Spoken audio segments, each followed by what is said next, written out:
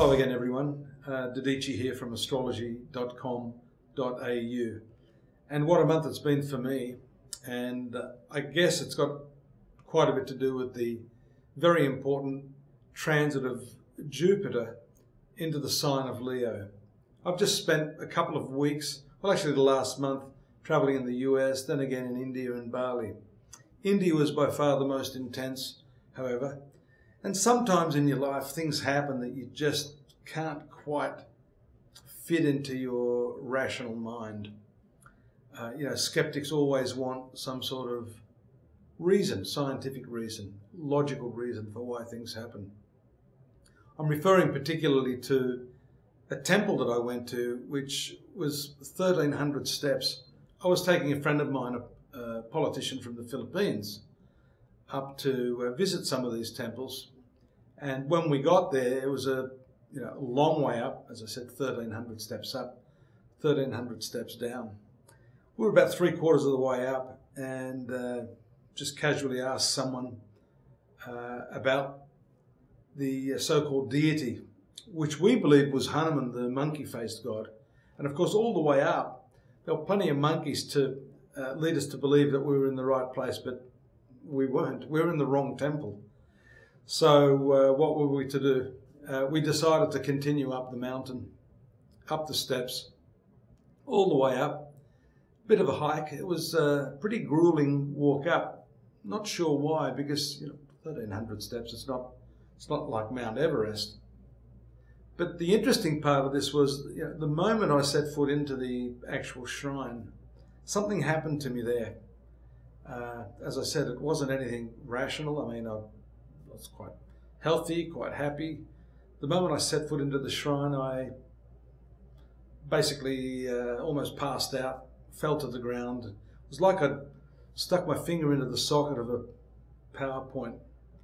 And I went into some sort of vacant state for at least an hour or so. I couldn't actually speak, and strangely, I couldn't blink. So I must have appeared catatonic to everyone around me. It was a rather unusual experience.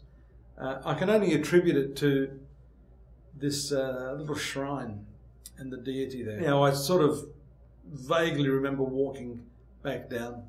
By the time I got to the bottom, I was a little bit settled. And of course, one's rational mind starts to try to piece together what actually happened.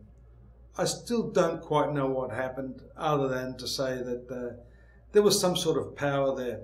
I did a little bit of research afterwards, and apparently this specific deity is called the Narasimha deity, an incarnation of the Hindu god Vishnu. And from what I understand, this deity has something to do with time. I did feel pretty displaced in time. Maybe the region there is some sort of time vortex, I don't know, but certainly a pretty wild experience for me. And I must say, since then, I've still had feelings of being vacant, this vacuous sort of feeling where I'm not actually here. I'm going to keep you updated on that. Again, I can't make heads or tails of it.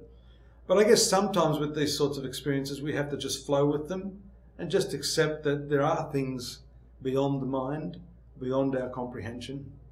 And it's interesting that according to my Western horoscope, this transition of Jupiter into the 5th sector, into this sign of Leo, is of course a very important one, because it does signify spiritual awakening, initiation.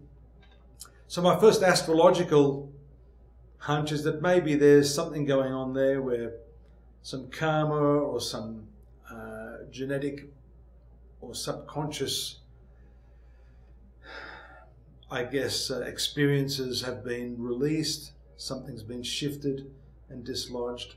It was certainly very potent, and still till today I'm not quite sure what happened there, but I will wait and see, and of course you'll be the first to know if I can make heads or tails of it.